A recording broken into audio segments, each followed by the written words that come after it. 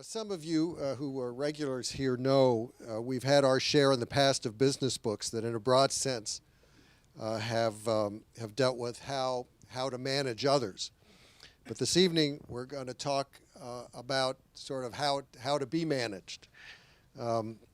Doug Stone and Sheila Heen are authorities on the art and science of negotiation and business management.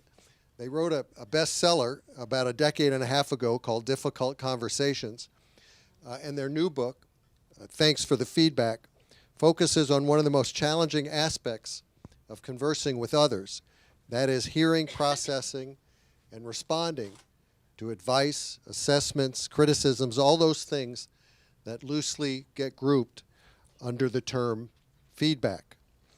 Now, it's only human nature to refuse to accept a lot of these comments when they're negative.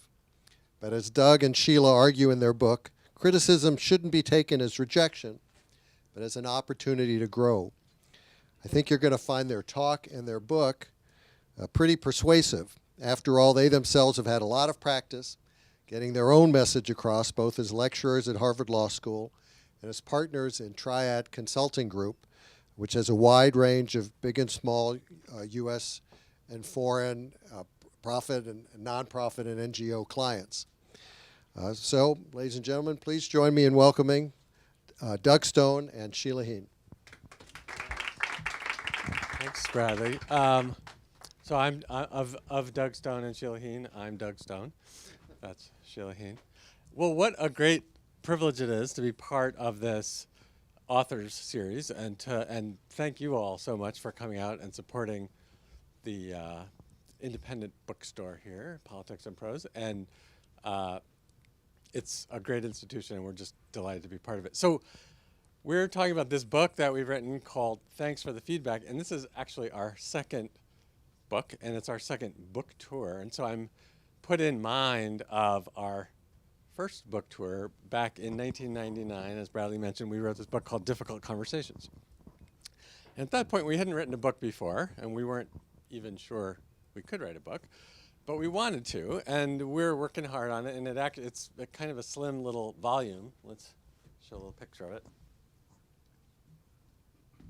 So that was our first book. So we're working on this thing, and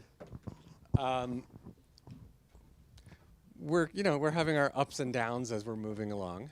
And one of the things that kept us going, though, was this idea that we would go on a book tour. Some authors like sitting around writing by themselves, and they don't like the book tour so much. We were actually really excited about the idea of going on a book tour. And lo and behold, we finish our book, gets published. That was a good thing. And then the publisher sends us on a book tour. So we're pleased by that. And the book tour itself had some real highs and lows. Not so much lows. It had highs and averages, I guess. And one of the big highs was we were on the Oprah Winfrey show. Raise your hand if you've heard of Oprah. Anybody here? She was a personality back in the 90s. So that was exciting. And then we did lots of smaller venues, which were also interesting. But for us, the really exciting part of that book tour was the hometown reading that we were going to do, the hometown talk. And that was, for us, at the time, was Cambridge, Massachusetts. And, we had visions like the mayor will have a parade for us. These people wrote a book. We got to have a parade for them. So, but in fact, so we didn't have a parade. But what we did have is the publishers rented out a 300-seat auditorium. And it was the last stop on our book tour. So we were excited about that. The big day arrives. We show up in our 300-seat auditorium, and scattered among the seats like very diffuse molecules are like 9 people.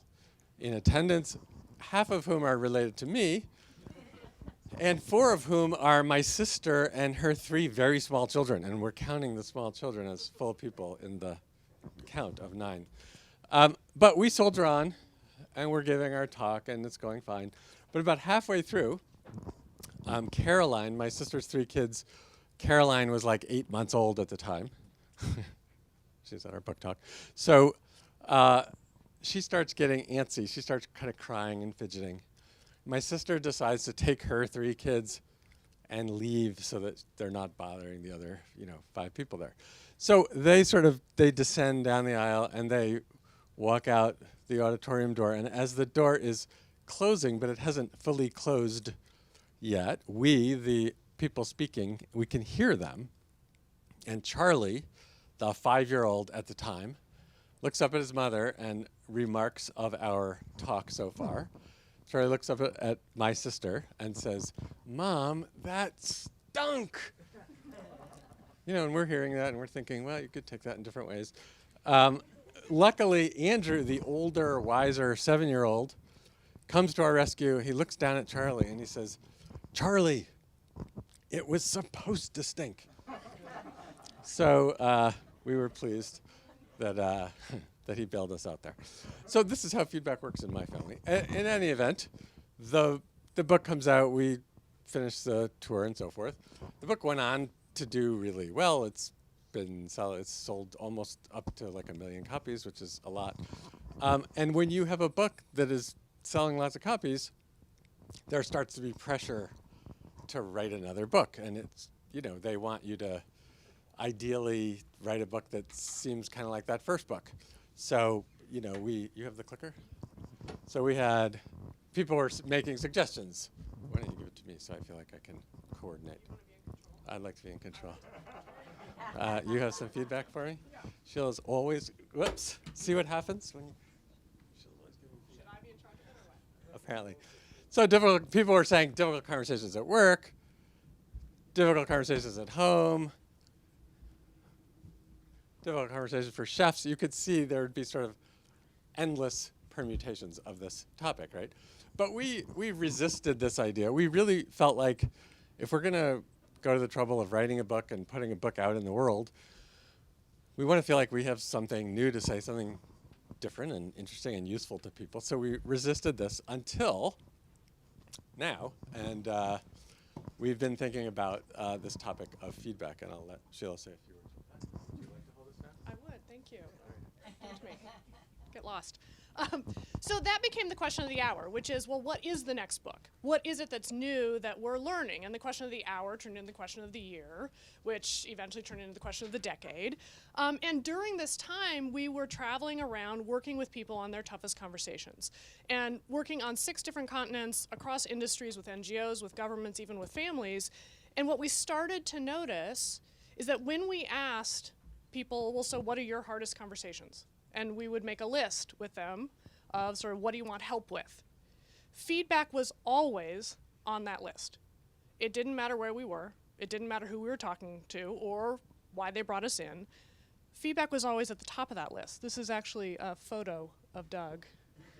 You probably didn't recognize him because he's wearing a tie in this one. And so we thought, well, this is really interesting. Usually it first comes up as giving honest feedback. Well, that's really hard because the person gets really defensive and you can't get through to them and nothing ever changes. And was it really even worth the effort? Because then they become demotivated or the relationship is damaged. But quick on the heels of that, people would list, well, but what's really hard is when your boss is giving your feedback and they're just wrong. Like they don't really understand what you do anyway, right? And in either case, giving or getting, the information was not getting through. And it occurred to us that the person who was losing out was the receiver, because the receiver was rejecting, often out of hand, something that may or may not have been right. Now, most organizations complain about performance conversations. And the solution to that in most organizations is to train managers how to give feedback more skillfully. And that's helpful. The problem with that is that it's a push model of learning. And if the person on the receiving end isn't able or willing to take it in or do anything with it, well, then there's only so far pushing is going to go. And in fact, genuine learning rarely happens as the result of pushing harder or even more skillfully or persistently. And so we started to think, well, gosh, maybe we've got this whole thing wrong. Maybe we've got it backwards, and the real leverage is on trying to create pull. So what's out there on how all of us take in feedback and try to understand it and metabolize it without having it just flatten us. And what was interesting is there was very little out there on the challenge, the very human challenge of taking in other people's advice, criticism, whether it's direct or indirect. We should say something about what we mean by feedback. Yeah. So when I told my... Off? No, still on. When I told my brother, my older brother, that I was writing a book, that Sheila and I were writing a book on the topic of receiving feedback, his reaction was, well, you can't write a whole book on that topic. That's like maybe it's an article if you stretch it out, or if you don't stretch it out, it's like a chart or a photograph or something. And so, I was thinking, well, that's a thing we better consider. Like, how broad what do we mean by this topic of receiving feedback? And we certainly, we're addressing it to business people and performance evaluations and coaching and mentoring relationships. But we really mean it much more broadly than that. So it does apply to that. But we mean it in the broadest sense of sort of how do we learn from our lives? And that is what kind of helped us in terms of maybe stretching it from a chart to a book. But we're gonna actually have Sheila read. So the last night was I guess it was the first time that we've done actual reading. So Sheila's going to read. Do you want to say what you're going to be reading, or just go ahead and read it? So we're not going to read much tonight because you can read it for yourself. But we'll read just a couple of paragraphs because I think it gives you a feel for both the content of the book and the voice of the book. What counts as feedback? Feedback includes any information you get about yourself. In the broadest sense, it's how we learn about ourselves from our experiences and from other people, how we learn from life. It's your annual performance review, the firm's climate survey, and the local critic's review of your restaurant. But feedback also includes the way your son's eyes light up when he spots you in the audience, and the way your friend surreptitiously slips off the sweater you knitted her the moment she thinks you're out of view. It's the steady renewal of services by a longtime client and the lecture you get from the cop on the side of the road. It's what your bum knee is trying to tell you about your diminishing spryness, and the confusing mix of affection and disdain you get from your 15-year-old. So feedback is not just what gets ranked. It's what gets thanked, commented on, invited back, or dropped. Feedback can be formal or informal, direct or implicit. It can be blunt or baroque, totally obvious, or so subtle you're not sure what it is. I'm in awe and amazed that Sheila can read that well in front of people. We just read the audiobook of this book recently, and I learned a couple things about myself, for that I don't have a great reading voice, and also that I actually don't know how to read, which was the bigger issue for me. Slightly dyslexic, so this is why I appreciate that. So one of the issues that we confronted when we were working on the book was this question of sort of what should be the voice of the book? What should be the frame? And the thing we were kind of worried about was we didn't want to be preachy. The sort of obvious thing around feedback, the obvious thing to say would be, well, look, feedback is good for you. It's like eating your vegetables or your health food. It may not taste good, but just eat it. Go ahead and eat it. Just ask for feedback and take the feedback, right? And the problem with that is that it doesn't do anybody any good. We know, by and large, we all know that receiving feedback and learning is good, and it's still really hard. So we really wanted the voice to be empathetic with the reader, to meet the reader where the reader is at, to sort of capture the sense of, well, when I get feedback, it can be really, really challenging. It can be incredibly upsetting if it's really negative, and sort of start from that place and then move everybody along into a better place. And Sheila, you want to introduce the next reading? This will be our final reading of the evening. We like the word pull because it highlights a truth often ignored, that the key variable in your growth is not your teacher or your supervisor, it's you. It's well and good to hope for that special mentor or coach and cherish the ones you come across, but don't put off learning until they arrive. Those exceptional teachers and mentors are rare. Mostly our lives are populated by everyone else. People who are doing their best but may not know better, who are too busy to give us the time we need, who are difficult themselves, or who are just plain lousy at giving feedback or coaching. The majority of our learning is going to have to come from folks like these, so if we're serious about growth and improvement, we have no choice but to get good at learning from just about anyone. Now, it seems like that shouldn't be so hard. After all, humans are naturally wired for learning. The drive to learn is evident from infancy and rampant by toddlerhood. Even as adults, we memorize baseball stats, travel in retirement, and throw ourselves into yoga because discovery and progress are deeply gratifying. Indeed, research on happiness identifies ongoing learning and growth as a core ingredient of satisfaction in life. We may be wired to learn, but it turns out that learning about ourselves is a whole different ballgame. Learning about ourselves can be painful, sometimes brutally so, and the feedback is often delivered with a forehead-slapping lack of awareness for what makes people tick. It can feel less like a gift of learning and more like a colonoscopy. In addition to our desire to learn and improve, we long for something else that is fundamental, to be loved, accepted, and respected just the way we are now. And that very fact of feedback suggests that how we are now is not quite okay. So we bristle. Why can't you accept me for who I am and how I am? Why are there always more adjustments, more upgrades, and why is it so hard for you to understand me? Hey boss, hey team, hey wife, hey dad, here I am. This is me. Receiving feedback sits at the intersection of these two needs, our drive to learn and our longing for acceptance. So if you think about in your own life, times where you've gotten some sort of feedback or criticism or advice, and you think about particularly the times where you didn't like that feedback or criticism or advice, and you think about, well, why? If I didn't take the feedback, why didn't I take the feedback? Right? And I'm sure we can all think of something fairly readily, either something that really upset us or just something that we rejected. Our instinct might be to imagine, well, there's a million different reasons why I don't take feedback, and I can list 1 to 1,000,000 because I've used all of those reasons for not accepting it, not engaging with it, etc.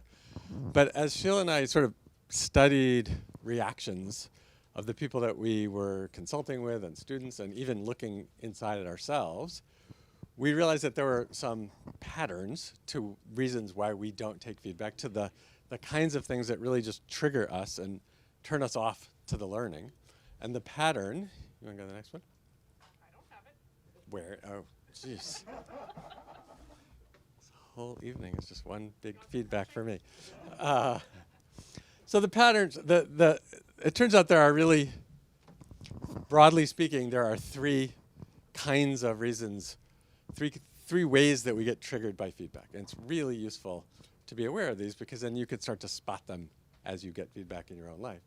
The first one is what we call identity triggers. And this has to do with me, myself, right? So when I get feedback, when you get feedback, even if the feedback might be right or it might be useful, there's some way in which it threatens how we see ourselves, right? We all walk around the world with sort of some core images of who we are. You know, I'm the nice I'm the one who works hard. I may not be the smartest one, but I work really hard, or I am the smartest one, or I'm the one who holds the family together. Whatever, I'm the funny one, I'm the good one, I'm ethical. Whatever those things are for you, those are important about you. They help you make choices in your life. They help you know sort of how to feel about yourself. And sometimes when we get feedback that is particularly upsetting and challenging, there's something in that feedback that has the potential to overturn that self-image, that sense of who we are. And sometimes, and it's not like it, the interesting thing about how our identities work is the feedback doesn't just chip away some little piece of it, like I used to be 100% ethical and now I'm just 99% ethical. We tend to hold them in a kind of binary way. I was ethical until I found out that I'm not, and now I'm not ethical. So it overturns it. It flips our sense of how we see ourselves. And when that happens, it's incredibly destabilizing. We get really upset. We lose our balance. And it's not just a matter of, well, gee, how do I engage in this conversation? How do I be a good learner? At this point in the conversation, we're just trying not to, pass out. We're trying not to just completely lose our balance. So so there you have it, A, right? So we're upset. A second category is what we call relationship triggers, or we. All feedback exists in a kind of habitat of a relationship, the giver and the receiver. There's always some sort of relationship there. And in many contexts, in many situations, there's something about the relationship, not even about the feedback. There's something about the relationship that's getting in the way of our ability to take in what the person is saying. So we may suspect the motivations of the other person. You know, if they're your boss, are they trying to control you or micromanage you in some way or undermine you? Or are they trying to help you? So we may suspect their motivations. We may feel underappreciated by that person. Imagine you take over for a colleague who's out sick for a couple days and you're working really hard, and then they come back to work and the first thing they say to you is, you know, I had that customer who called and you didn't call them back and they're really angry right now. So you're thinking, wow, I take over for you and the reaction is that you criticize me. There's no appreciation for what I've done. And so we're sort of navigating the what of the feedback, the content of the feedback, and at the same time, we're navigating the who of the feedback, who's giving it to us, and what's our relationship with that person. And very often, if there's some sort of, it could be a big relationship issue or it could be a small relationship issue, but we end up disqualifying the feedback because of some issue in the relationship. And then the third category, what we call truth triggers, or the challenge to see. This really is specifically about the feedback. This is about, well, so they're giving me feedback. What do I think of it? How do I evaluate it? I'm only going to take feedback that's right and that is true. And then we set about asking ourselves, so is this feedback true? Is it useful? Is it good? And we're really, really skilled at what we call wrong spotting. So maybe we get feedback from our supervisor that says, you know, you're losing business because your emails are too informal. And then we say, well, am I really losing business because the emails are too informal? I don't know if I'm losing, maybe I'm hurting the relationship a little bit with some customers or clients, but I don't think I'm losing business. So now we've sort of disqualified this whole topic because we're not sure that our supervisor has worded the comment properly. We can always find reasons things are a little bit off or a lot off potentially. And then when we do that, we sort of disqualify the whole batch of feedback. So sometimes we will disqualify 100% of the feedback because it's 90% wrong. Sometimes it's just 10% wrong, and we're still disqualifying the feedback. But in either case, we're throwing out something that might have actually been useful to us. So, by the way, you will notice when you look at the book that we actually don't do them in this order, although this is the structure of the first 9 chapters of the book, is taking a look at what are the reactions that you have. Because understanding your own reaction helps you locate the trouble, and then it takes a look at why is that hard and what can you do about it. So here they're listed as me, we, see.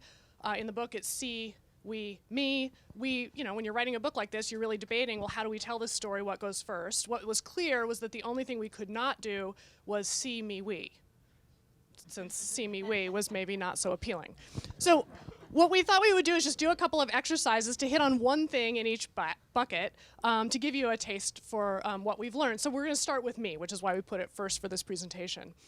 One of the really interesting things in looking at the challenge of being me is if you look at the neuroscience, people are wired incredibly differently and wired in a way that is relevant for feedback sensitivity. And so we looked at 3 factors. The first is baseline, or what's sometimes called set point. So if it's a scale of 1 to 10, generally how happy or satisfied are you in life?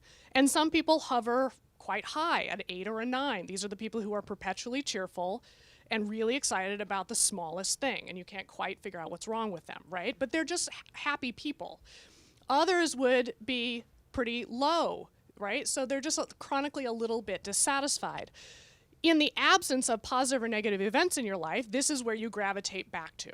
So that's sort of the starting point. Then we took a look at something that we call swing. So in other words, in reaction to positive or negative feedback, how far do you swing, negative or positive? And some people, who you would call pretty even keel, actually don't move very far off their baseline. It's not that big a deal one way or the other. For other people, the same criticism would send them reeling, right? They would be devastated by it. The third factor then is sustain or recovery. How long does it take you to come back to the baseline, recover from negative feedback, or how long do you sustain positive feedback?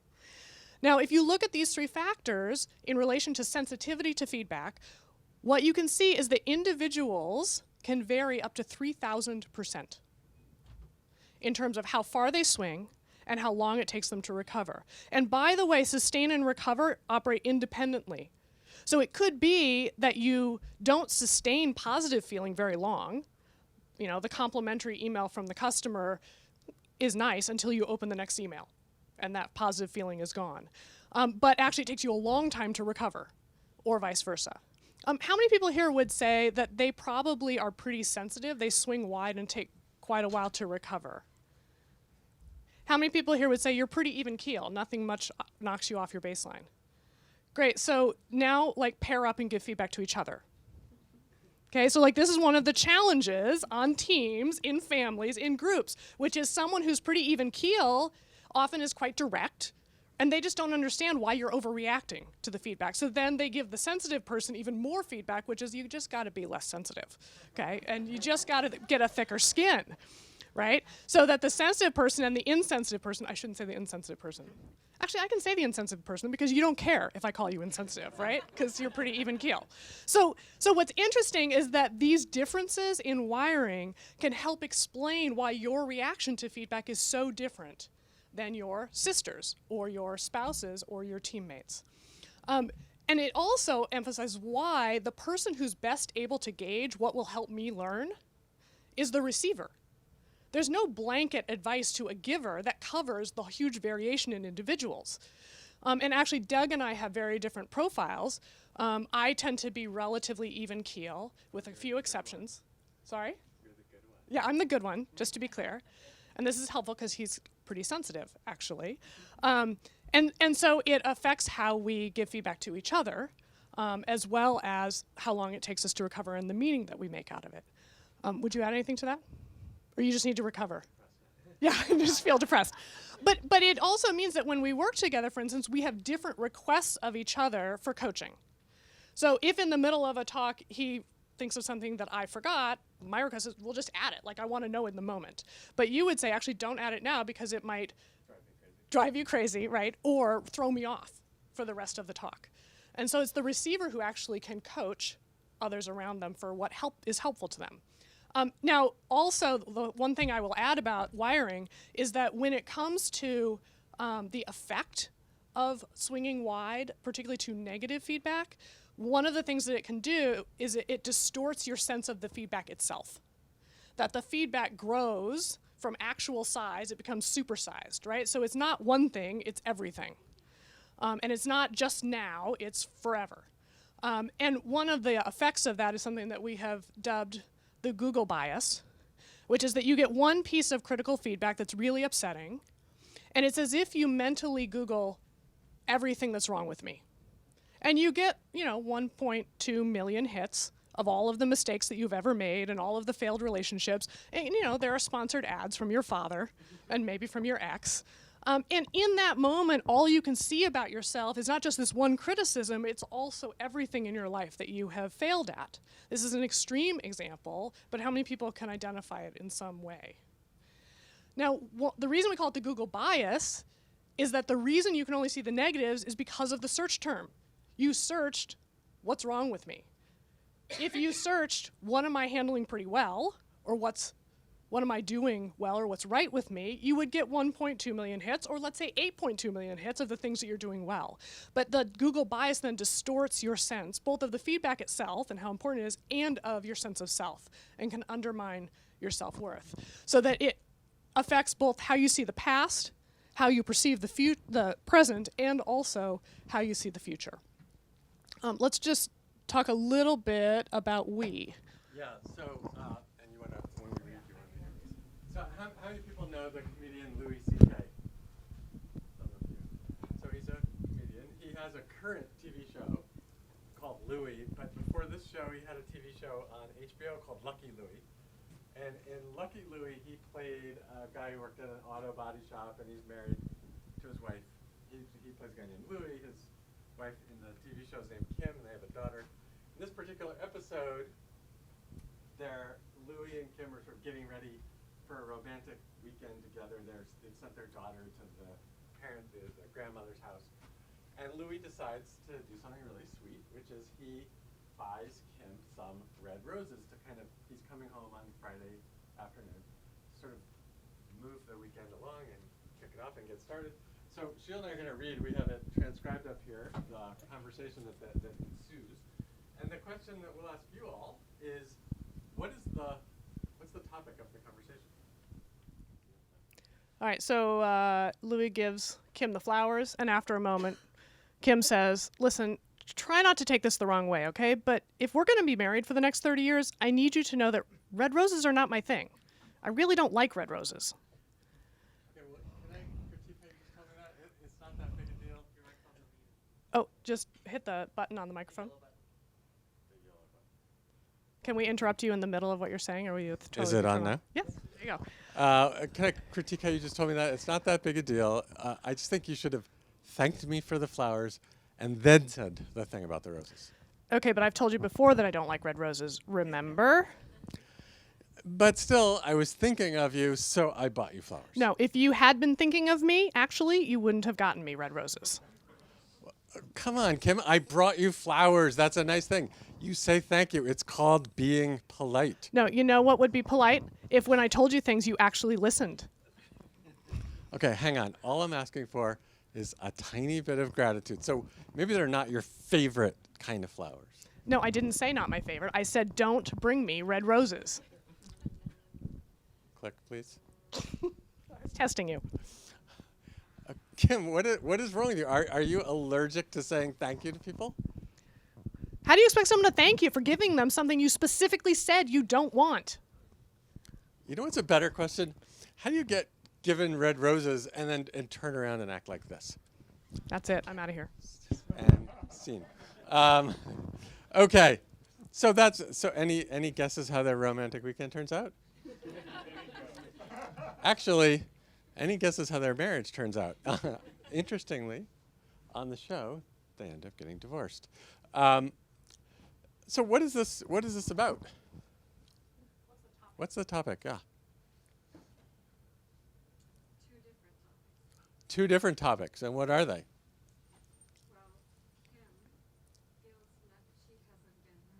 Kim feels she hasn't been heard. And?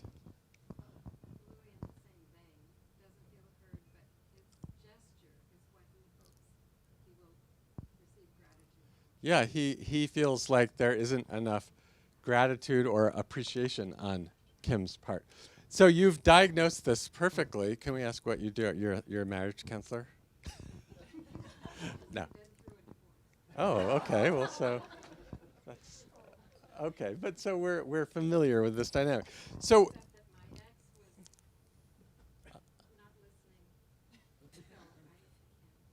yeah. Well, we've probably all been possibly on both sides of this kind of conflict. Yeah. So what's interesting, and you put your finger on it, from our point of view, I think when I first read this or watched it, it's a TV show. When I first watched it, I was thinking, well, it's an argument. They're arguing. It's a fight. They're angry. They're kind of going back and forth on it. And then we read it more closely and really tried to analyze it, and it's exactly as you say. There are two topics, and they're each talking about their own individual topic. Each time they open their mouth, they're talking about their topic. And it starts out, so Louis gives flowers, and then Kim gives Louis feedback. I don't like these flowers, you don't listen to me, etc. And then Louis, that's topic one. And then Louis, instead of talking, usually, ideally, two people are having a conversation. When someone raises a topic, the second person to talk comments on that topic, right? So Louis could have said, wow, I forgot, or this sounds upsetting to you in some way that I'm not sure why. Let's discuss that, right? But instead, he immediately switches the topic from Kim's topic to his topic, which is, I don't feel appreciated. I don't feel like you are acknowledging or feel grateful for what I do. So then what happens then is they're moving further and further apart. Kim stays on her topic, Louis stays on his topic. And there's nothing, the two topics, by the way, you could make an argument, well, which one is more important and who's really right? It's kind of doesn't matter. Both topics are important. You know, if you feel like your partner or friend or colleague is not listening to you, that's an important topic. If you feel like your colleague or partner or friend doesn't appreciate you or feel gratitude toward you, that's an important topic. Both topics are important. The problem with this conversation, even in this little bit of dialogue, isn't that there are two topics, it's that they're each mixing them, they're talking about them simultaneously. And so the dynamic of the conversation is there are two people giving feedback and there are 0 people receiving feedback, which is not a good dynamic for a conversation. And it's what we call, in the book, we call this switch tracking. Like a train track, they sort of momentarily start on the same track, then there's a moment where the track splits and Louis immediately goes down his track, Kim stays on her track, and neither one is aware of it. The interesting, subtle, I think, dynamic in this kind of context is that we do this so often. We do what Louis is doing, which is we change the topic and we don't even realize it. And Kim may not even realize it. She just is thinking, well, that wasn't a good conversation, but she may not know exactly where it's gone wrong. The sort of prescription is to start noticing this dynamic in your own life. In fact, we'll give you homework. Did you know that you were going to have homework? It's going to be graded, by the way. And you cannot do it pass-fail. So the homework is, sooner rather than later, tonight maybe, have a conversation with somebody and start noticing whether you're talking about their topic, if they raise it, whether you're talking about their topic or whether you've changed it a little bit and how much and why. And once you start asking yourself this question, you will start realizing that you do it constantly. Not because there's something wrong with you, but it just turns out that it's really a common dynamic. And the challenge then, the thing to do is A, be aware of it. And then you can, once you're aware of it, you can start managing it. If you're Louis, you can think to yourself, okay, I have topic B, which we will talk about, but first we're going to stay on topic A until we're kind of done with that. Or maybe you signpost it and say, I want to talk about the roses. I also want to swing back and talk about this other thing related to that as well. Yeah, the impetus for the switching topics is you get feedback and your reaction to who's giving it to you or what's going on in that relationship is the second topic, which feels like what the whole conversation is about to you. No, I'll keep this one. So we're just going to do one more, which is the challenge to see. See what the feedback actually means and also see yourself accurately because everybody has blind spots. You are very aware of what everybody else's blind spots are, but you know you don't have any, which of course is the nature of blind spots. So let's talk about why it's so hard to understand what the feedback means. Imagine someone says to you, I don't like the way those pants look on you. What in the world does this mean? Let's think of at least 4 different things that this feedback could actually be referring to. Thoughts? You don't have good taste. I can buy clothes for you better than you. Exactly. So it's about your judgment, right, and your taste in clothing. Yeah, it sounds like you've heard this before, yes? Yeah. Yes, exactly. Others? What are other candidates? What else could it mean? You look bad and why?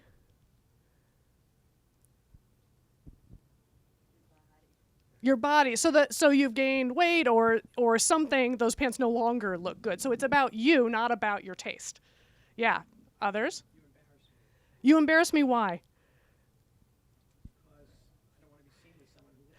Yeah, exactly. So you're humiliating me, so it's about our relationship as well as the pants themselves. Any other candidates?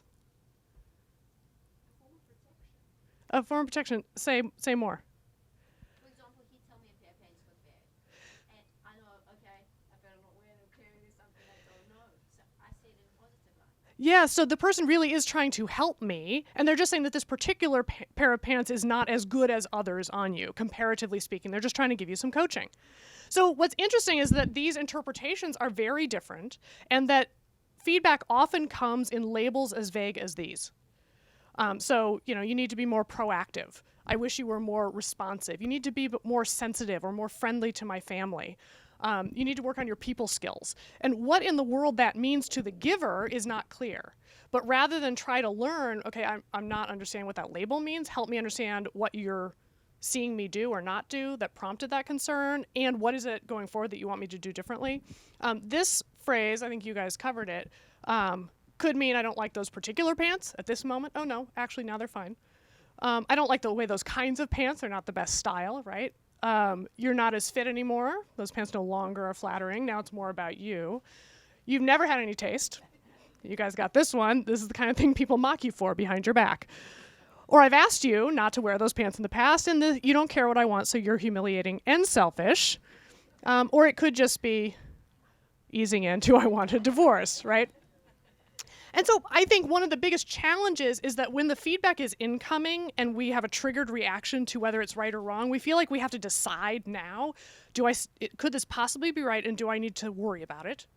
Or can I figure out a way in which it's wrong and then I can put it aside? But there's actually a lot more digging to do to understand what the giver means. And asking questions in two directions. Where is it coming from? What did they observe? What are their expectations? What did they think I was going to do, or how did they interpret what I did? Or where is it going, future looking? What are you suggesting I do differently? And which will help crystallize or get more specific about the feedback. So we wanted to just give you a little taste. This is a lot about what makes it so hard and where we get tripped up. Each section of the book also looks at, well, what do you do that helps, that can help you cope with these triggers? And by the way, we want to be really clear that receiving feedback well does not mean you take the feedback. It means you do a better job of working first to understand it and to look for what might be right or helpful. 90% might be wrong, but that last 10% might actually be helpful to you. And there is a full chapter in the book about drawing boundaries, because I do think that receiving feedback well also means when to say no to feedback, when to say either I'm not taking your advice or I don't even want to hear it. If you can't keep your judgments to yourself, then I need to be able to protect myself, because there are relationships that are just so relentlessly critical that they are undermining your sense of yourself. And finding your feet either temporarily, like I'm just finding my feet as a parent, so like your suggestions really are not helpful to me, and I'll just get back to you on when I ever want to hear them again, right? I was unaware that I cared about your opinion, but I'll let you know if that changes. So that actually boundaries are also really helpful in receiving feedback well. Oh, by the way, when you're writing a book about feedback, you actually start to notice the feedback you're giving each other. So we just pulled at least one of the emails. Doug went back through our email strings as we were giving feedback to each other. You can see we're model citizens on this front. But for a moment, I should say something a little bit more serious, which is we have very different profiles, and I think for each of us, working on this project and writing this book and sorting through all the social science research that's relevant and all of the neuroscience research that's relevant, and really observing our own processing of everybody else's comments to you. And by the way, when you write a book about receiving feedback, if you want extra criticism in your life, I would recommend it, okay? Because everyone's like, oh, you're writing a book on receiving feedback. How interesting, I've been meaning to say to you, right? It's like, okay, this is really turning out well. I think that your experience, Doug, has been that you have gotten a lot better at feedback. Is that fair? Yeah. And mine actually is that I also have learned a huge amount. I'm not doing it. I'm suspicious. wondering. I've learned a huge amount because one of the things, for me, I'm pretty even keel, but the hardest feedback for me to handle is when I disappoint myself. And I will just dwell and dwell and dwell on it. Michaela Mulroney, when there are high expectations and I know I could have done it better and I let myself down, is one of the hardest things. And the other thing that I think I've learned from Doug, and my husband John is also really good at this, is appreciation. We've been focused mostly on negative feedback, but positive feedback and appreciation are incredibly important in relationships.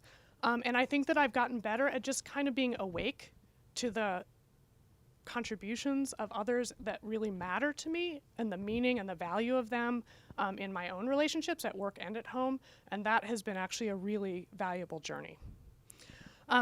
We're happy to take questions. We did hand out, oh, by the way, these are people who are taking their feedback and learning in their lives. That's an actual photograph of people who just received feedback. Yeah. That's yeah. what you look like after you've read the book. Yeah, exactly. We have passed out these little cards because we're collecting feedback stories. feedback that had made a huge difference for you in your life, often it's the most painful experiences that produce the most learning. It's really too bad that that's the case in life. But also just crazy, strange, bad feedback that you've gotten. We're interested. We're collecting them and starting to post them. So we wanted to invite you to either submit your card the old-fashioned way, write your story, or you can do it directly online. We'll give you time to do that while we take questions. Do come to the microphone because they're recording. Come on up. Thank you. I just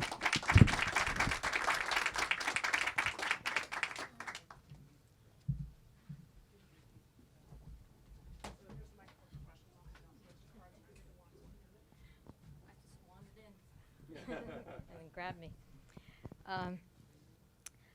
So it was funny because when you were saying how you're the one who's sensitive and she's the one who's more resilient.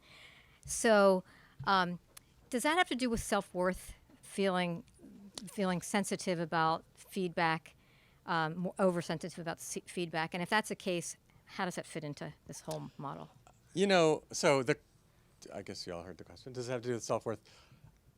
I can't give a definitive answer. I do have an opinion, though, and it's just an opinion, which is I actually don't think it does. I think that would be a common view, like, well, if people had better self-esteem or they just thought better of themselves, they'd be less sensitive to feedback. I think I sort of subscribe. There's a researcher at University of Pennsylvania named Martin Seligman, and he and his colleagues, not just him, but there's a whole group of folks in the positive psychology movement that have this, what they call 50-40-10 formula. And I subscribe to this, which is, Sheila was talking about our sort of brain reactions and the neuroscience of how we react, and we're sort of predisposed to react in certain ways. And some people are more sensitive and some people are less sensitive. And I think that's right, that we sort of show up in the world with certain physiological tendencies, that some of us are just wired a little more tightly in terms of certain things. And that the psychologists and neuroscientists would say that's 50%. That accounts for sort of 50% of why we react the way we do. And that leaves another 50%, and then they break it down 40 and 10. 10% your sort of life circumstances, and 40%, the numbers, I mean, are obviously, it could be 39 or 30, it doesn't matter, but it's a general ballpark. 40%, they say, is how you tell the story of what's going on around you. Literally just how you make sense of things. And we'll give you two examples, one that is not terribly important and one that is terribly important. How many people know who Carol Dweck is? So she's a psychologist at Stanford. She's done great work on how we tell the story of what's going on around us. And she looked at kids doing puzzles.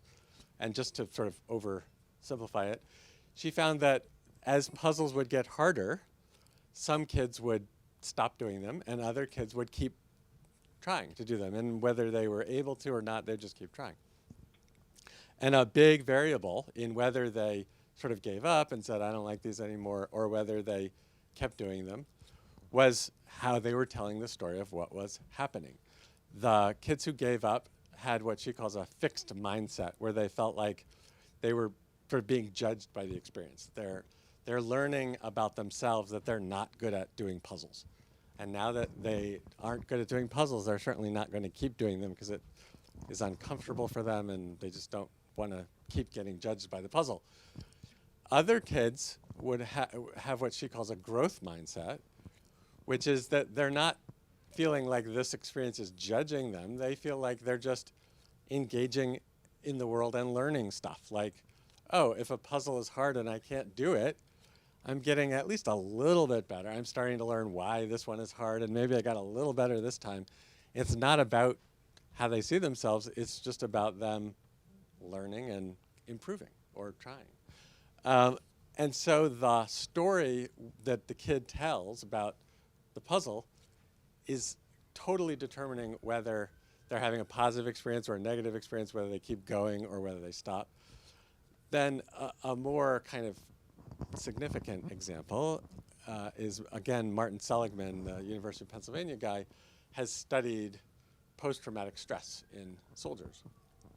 and he, again, oversimplifying, he found that some soldiers have post-traumatic stress syndrome, and some have what he calls post-traumatic growth, where for a period they experience trauma and maybe all the symptoms related to trauma and depression and hopelessness, etc. And then over time they emerge and they don't just come back to how they were before the trauma, they actually come back and they feel more resilient and sort of more able in their lives to do things. And again, post-traumatic growth as opposed to post-traumatic stress. And again, he says one of the key variables, certainly there's a strong physiological component to how you experience stress and trauma. But a second component is simply how you tell the story about what happened. And the good thing about that is that while we, if we can change our wiring, it's kind of on the margins of changing it. You may be able to change it a little bit for the better with exercise or meditation or whatever, spirituality, religion, whatever is important to you. But stories, we have much more control over how we make meaning over what has happened. And so his endeavor is to try to teach people how to tell the story, how to make meaning from something that was incredibly painful and upsetting in a way that either brings them back to where they were or maybe even helps them move forward in a positive way. And so I think how you hold your identity, we talk in the book about if you're sensitive about a particular topic too, how do you make your identity less vulnerable or less brittle? And it has to do with some of the growth identity stuff. Other questions? I have a question. You're not allowed to ask questions, are you? Every now and then I throw it in. I mean, you're in a city now, not to get political, but you're in a city now that's in a giant negative feedback loop. Yes. I've noticed that. Is one way to put it, right? So where the feedback is intentionally negative and intentionally targeted. So how do you make anything good? How do you receive well that kind of? I mean, aren't there some situations where you just you can't get out of? Yeah, absolutely. And I think the political commentary that has become so polarized in some ways mirrors online commentary also, where the purpose is not to actually help the receiver get better at something. The purpose is to play to the audience, it's to entertain, it's to blow off steam, it's to cast them in a bad light for your own gain. And I think that one of the things that is really important is to try to understand, is this feedback to me, or is the purpose actually entertaining others or them showing how smart they are? I wrote a column for the New York Times for about 6 weeks as one of their experts and Ask the Expert, and posted the first installment, and it got a lot of commentary. And much of it was positive. It was about siblings who were holding grudges. And some of it was really nasty. And of course, I was then walking around the house arguing with these people in my head, right? How many people have done this, right? And you're trying to figure out, like, okay, is there anything I can say that doesn't sound defensive? No, because I am defensive. Okay, that's not going to work. But really trying to think, what was it that I said that set them off? Is there something for me to learn from that? Or is this partly they're venting because they're on the other side of this? And so I think what I learned was that I had done a couple of things that made them not feel acknowledged, that sometimes holding a grudge and cutting off contact was totally legitimate. It's those boundaries, right? That this relationship was too painful. That's why they've cut off contact. And I thought that I was being empathetic. And I think I didn't do a clear enough job for people who are waiting to jump on something and who feel vulnerable themselves. So this relates to the big picture commentary, but one of the things I started doing was I wrote my answers to the family questions. And then I would read them from the other person's point of view before I posted them, just to say, okay, does the other side of this conflict feel acknowledged? And I don't think anybody is doing that on the political spectrum right now. No. That was a great question. Thank you. When you were speaking about the meaning that we're making out of the stories, it clicked something in my head, like, in difficult conversations, you focus a lot on preparation. Mm-hmm. And for formal evaluations and some other instances, we have prep time. But a lot of instances, we're getting feedback. There's no preparation. It's just Yeah. you're just getting it You're like Louis ambushed. and Kim. Yeah. Right. So what do you do in those types of situations? Well, so You're sunk, basically. The first thing, but the first thing to acknowledge is just that we're gonna get knocked over sometimes, right? Or we're going to get sucker punched and not take it well, right? We can't walk around the world thinking, if suddenly I got feedback, how would I respond? That's going to take up a big part of your brain, right? And it's not going to be a very useful way to spend your time. So we're going to get knocked out and laid low sometimes, and if you have time to prepare. If you don't, you'll sort of take a shot, and then the question is, it's the old adage about when you get, if you're in a prize fight and you're boxing, it's not whether you get knocked down, it's whether you get back up, right? So with feedback, you'll have time afterwards to process it, and you can process it in a way that makes everything just much, much worse for you, or you can process it in a way that slowly makes things better. And by better, I define it as you start to feel less upset, less down, less anxious, and you also maybe have the potential to actually learn something from it. If you go to our website, we actually do have preparation forms, but even more important, we're putting together and posting processing forms because you didn't know you were getting feedback today, or that snide comment that you're not even sure was feedback. And so thinking through, okay, what's my reaction to that, and what do I want? Do I want to do something about it? Do I want to go back to that person? Just understand what is happening. One of the things I think that is helpful is just having this framework in your head, right? And we'll wrap it up and we'll stick around for extra questions for sure. So please feel free to stay, come up and ask questions. Oh, one more? Excellent. Brad's question prompts another, and this deals.